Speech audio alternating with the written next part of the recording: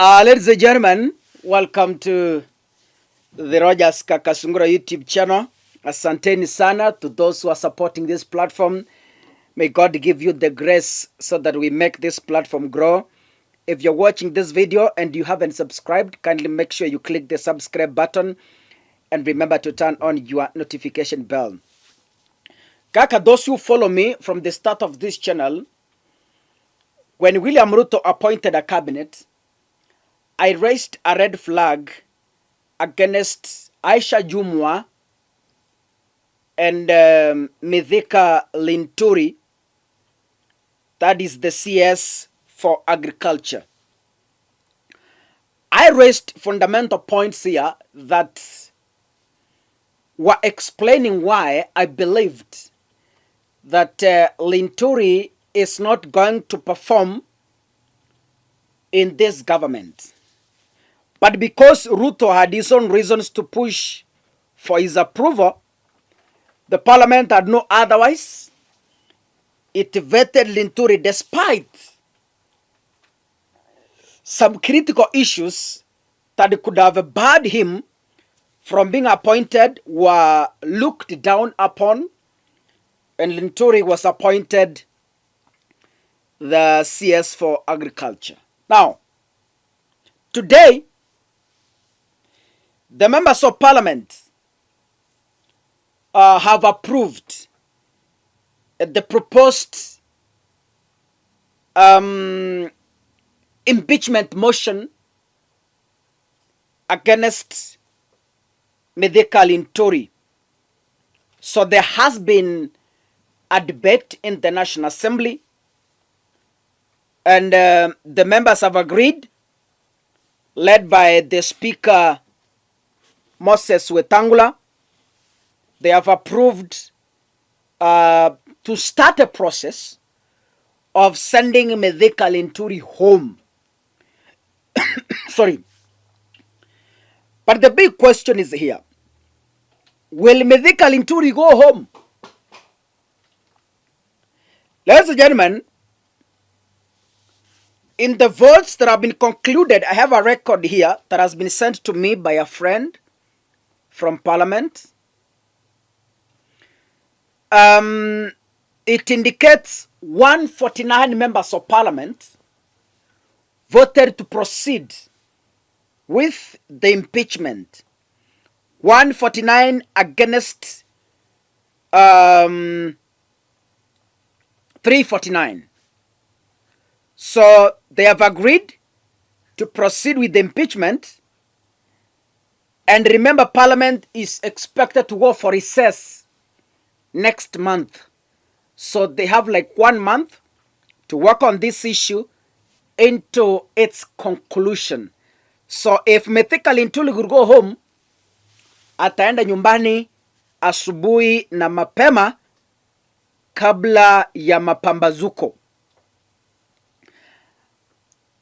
According to the Kenyan 2010 Constitution, the motion required a support from at least 1/3 of the Assembly's 349 members to proceed.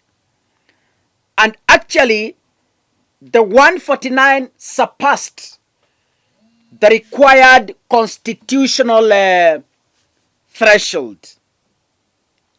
According to this document, of the 188 legislators who cast their votes, it indicates 149 fully supported the motion, some of them from the UDA party and others from the opposition, while 36 of them opposed the motion, and only 3 abstained from the parliament proceedings. What is this going to happen, ladies and gentlemen? Or what is expected to happen? The National Assembly, according to the protocol or according to what is supposed to happen,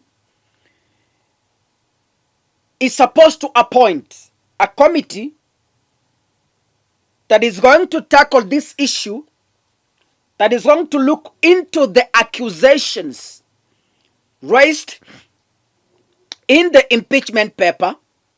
So after the approval, Parliament is going to select a committee both from the ruling party and from the Azimio.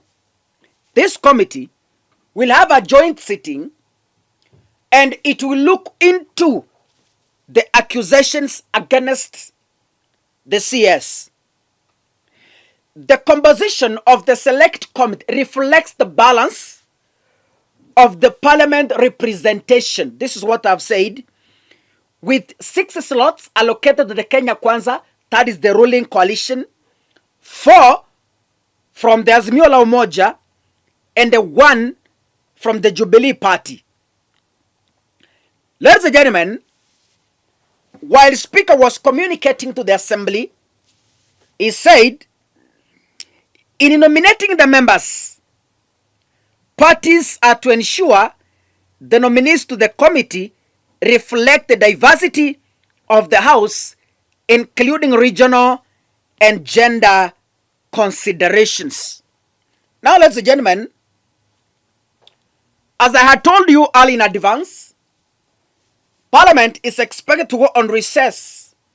That is the next month in June, mwezi wa sita. The committee faces a tough or a tight deadline in effecting the approved impeachment motion. They should bring those findings before the Parliament goes for recess. So they have less than like a month to work on this issue. What they are supposed to do is to determine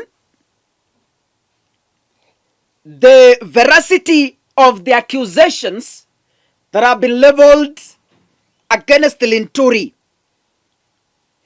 If by all means the allegations are substantiated, the Assembly will proceed to vote on his dismissal from the cabinet.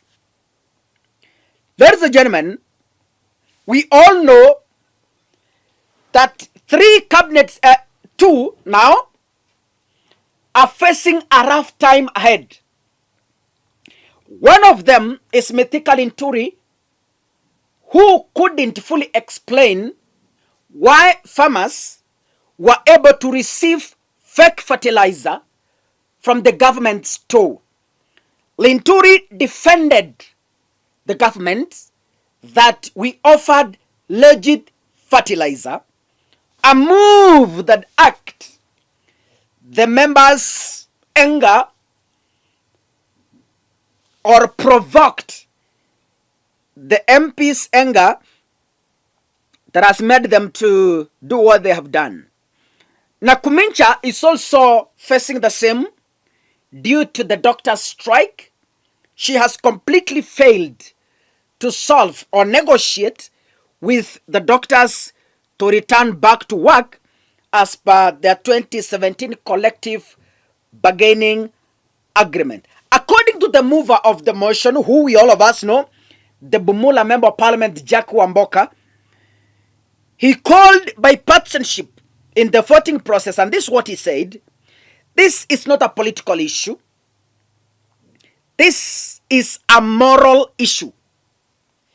The CS is genuinely and criminally involved in this particular issue of denying Kenyans the opportunity to ensure that we have food security in this country. Let's vote with our conscience. Now, ladies and gentlemen, you know, I had told you a few weeks ago that William Ruto is going to sacrifice Mithika Linturi. When I was putting Musalia Mudavadi sentiments in the same basket with the Ruto sentiments, I came to realize one thing. Ruto is pushing Linturi to defend the government on the fake fertilizer, while Ruto is on top of vehicles, sacrificing the CS by saying farmers will be compensated.